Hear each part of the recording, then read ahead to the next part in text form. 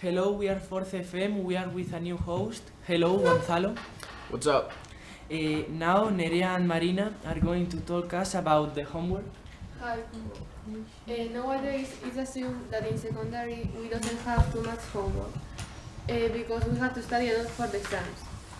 Melissa, it's true that there are teachers who send a lot of homework, so you don't have enough time to study.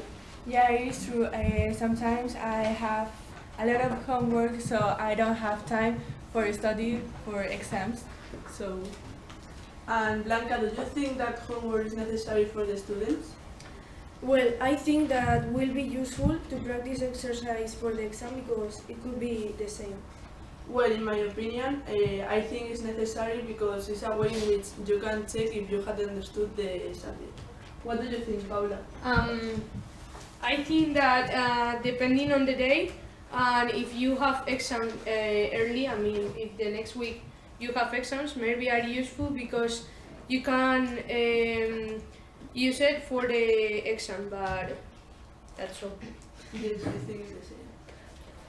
Well, now they're gonna talk Melissa and Anna. hi. Because again, wait. When we they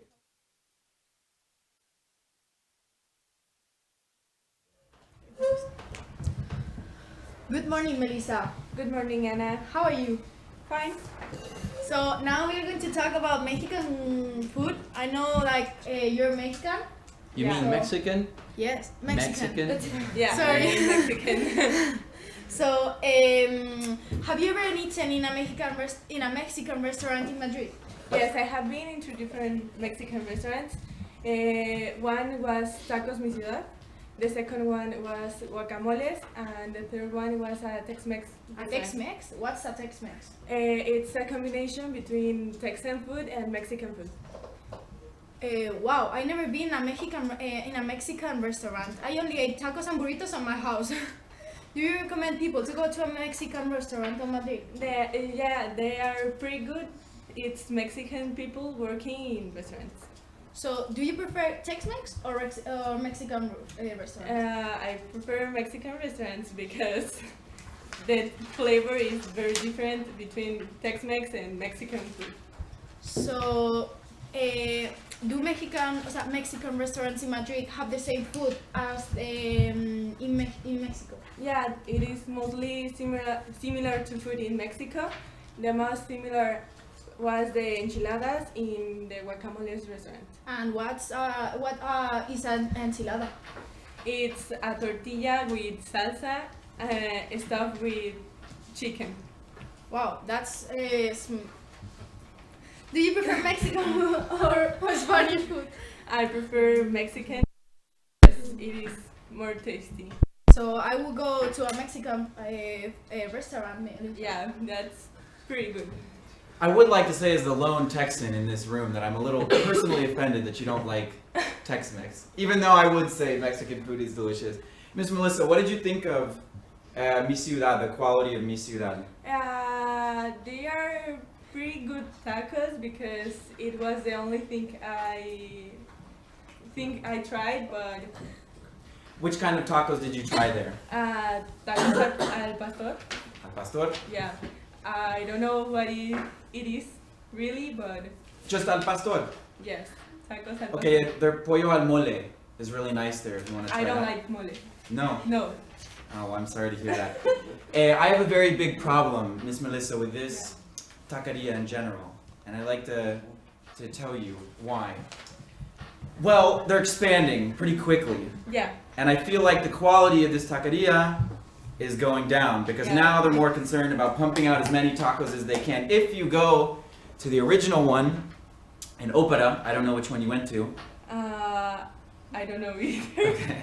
If you go to the original one in Opera, it really feels like a proper taqueria, right? It's maybe only a Yeah. couple square meters. It's very small, and each one that they open becomes more and more a little hipster, a little more and more. It's becoming a restaurant because a taqueria it is fast. It has to be fast. So I have to wait like 15 minutes for 2 tacos, and that is not a taqueria. That's right. Usually it's about speed, right? Yeah. What about, have you tried tortas here? No, No? I haven't. There's a nice place, well, it's kind of becoming a chain as well, Okay. but it's called DF. Yeah. DF, if you want to try it. some Yeah. tortas. And you can give me your feedback and you can tell me Okay. how authentic it is, okay? Okay. Because I'm also the big one, a big Mexican food fan. So, well, thank you for your opinion. You're welcome. Okay, now we are having some ads. We will be back in a few minutes.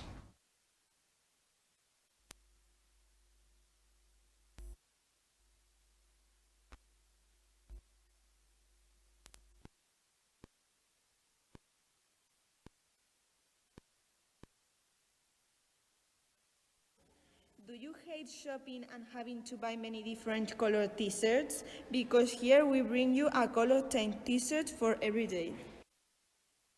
Tired of eating vegetables in your day-to-day? We have made a healthy ingredients pizza with a tasty flavor. Now you can forget about those days where you saw nothing because of the fog, because we bring you the new glasses with which you see everything.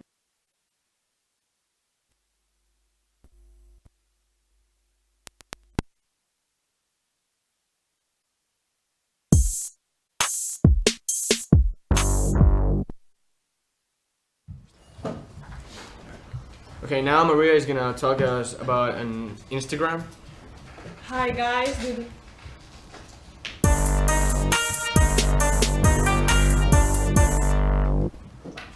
Hi guys, good morning. This is just to remind you that we have an Instagram account. If you search for the M, you will find us, and we will be posting photos, information, and pictures about the show. So yeah, follow us. Well, now before we start with the next session, I'm gonna ask Sofia, that is making a exam for ski week, how is she doing? It's a little bit difficult. I don't understand nothing. Maybe we can help you with it. What's so difficult about it? What are you doing now? Yeah, what is the hard part? The exercise 3 that say that I have to complete the text with one word. Yes, but I can see that you've written a lot, so No, you're doing well. I invent. Okay. I will forget that when I'm grading it. And the other exercises, Sophia? Anything in particular that you found easy? The exercise 5. What do you think? Are you gonna pass? No. Look, if it's an A, B, or C exercise, you know there's always, if there are too many A's, then the rest have to be B, C, right? So we can just do that. Or perhaps the person who wrote the exam is trying to trick you. Maybe they're all A's. Or not? Just think. Well, good luck with that. Thank you. Well, now Zurron is gonna talk about how to play games in class without getting caught.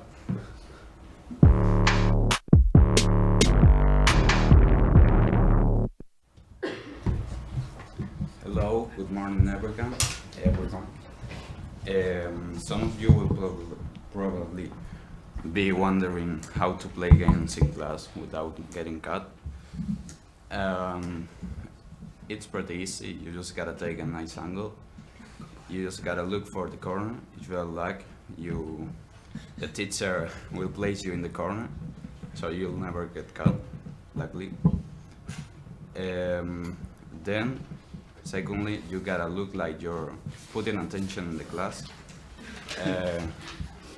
Look in the screen, 10 seconds, then looking for the teacher. Oh, so that's how you do it.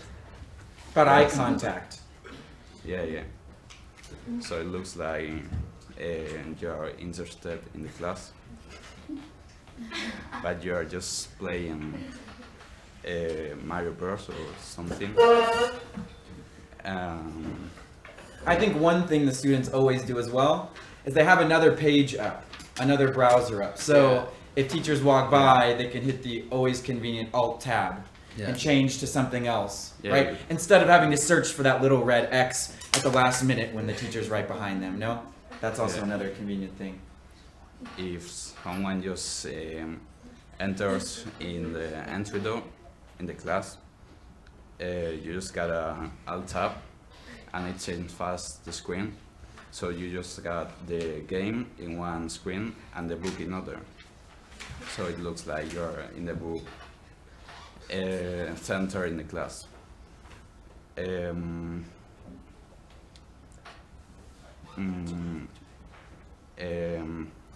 some of you will be thinking, okay, but although some website games are blocked, so for that you just gotta install iPhone that it's a VPN.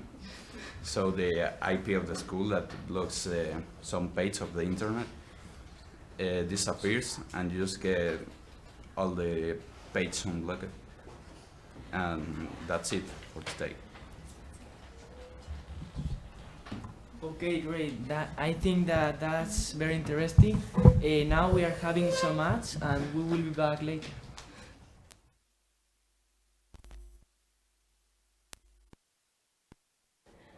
Are you tired of studying until night? Well, we have the answer. You just have to take a pill and you remember everything. Are you tired of your backpack of always? Here you have a purchase for a brand new backpack every day. We have the alternative for your bad days. If you come to see us in the playground, we will have ballots available for all of you. You will get them for €2.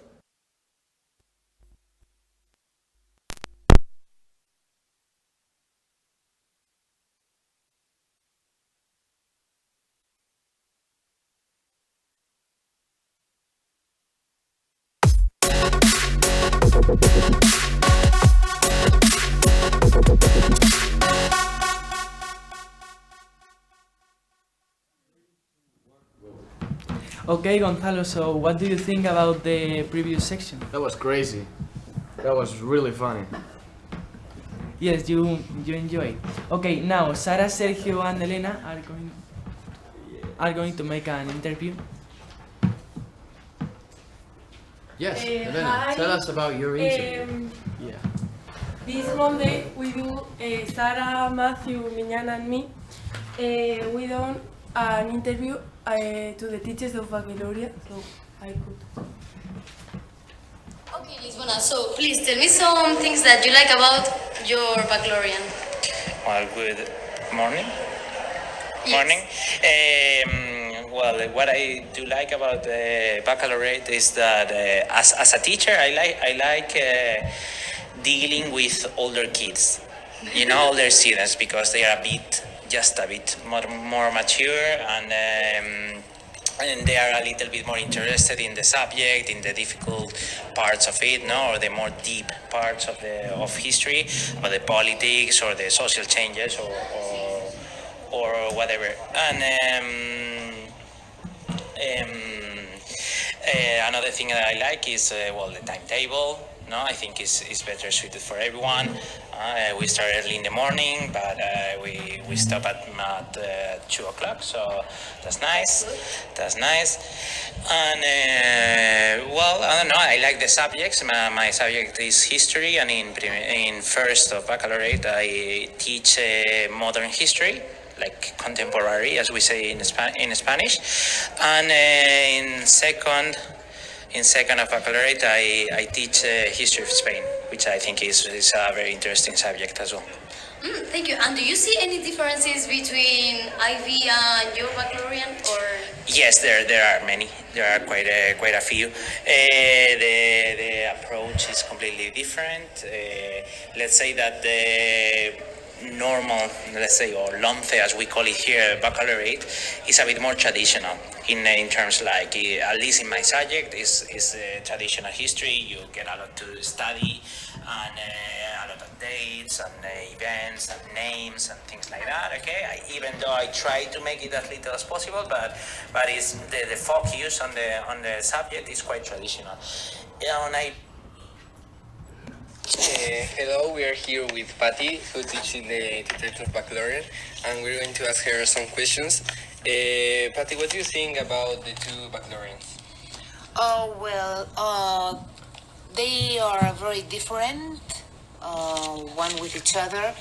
And for example, the IB has a different method, which is more practical and less academic, where the students have to learn to think and relate different concepts and processes, and of course they have to learn by heart, but not almost exclusively as in the LOMCE Baccalaureate. There are 9 subjects, and 3 of them don't have a really exam. They are the monography, where they have to make a research report, theory of knowledge, when they have to write an extended essay, and service, action, and creativity, where they have to perform an activity for the community. So that was all. Next week we will have some more interviews. Now I'm gonna say the question of the day.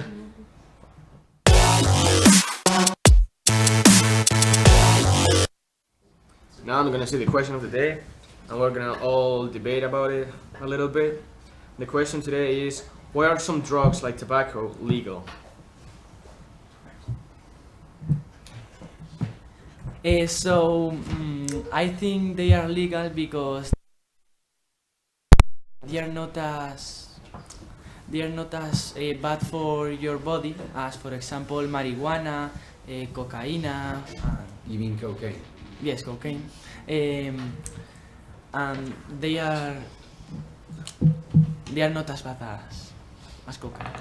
Well, I think who? Yeah. I mean, why? Why do we think that? Because cocaine- tobacco affects you if you have been smoking for a long time, and cocaine is only one time you eat it. Well, with a few times you are very bad. I completely disagree with that. Yes. Me too. Yes. Yeah, because for example, It's tobacco fine, it's okay is to- the most famous one, and it's because the government needs money, so they sell it to people. Also because not some people need to die, so they also, so you know, Yeah. if we all live like 100 years, Spain will be like too many people, and we couldn't live like we live nowadays. Okay. Also, I'm gonna ask the audience, what do they think? For example, Carmen, what do you think? I think it's a great question, mainly because I wrote it, but you know, and I was in Canada, and I know that I think weed was legal, but I don't really know why. I don't really understand why some drugs are legal. That's why I wrote the question. So, yeah. But it says a lot, I think, that in some countries, the same drugs that in other countries are illegal are legal in those countries. Like, if you say, I'm gonna take your word for it that, I'm gonna take your word for it that weed is legal in Canada, although we should check that probably because we don't know. It is. Some people say it is.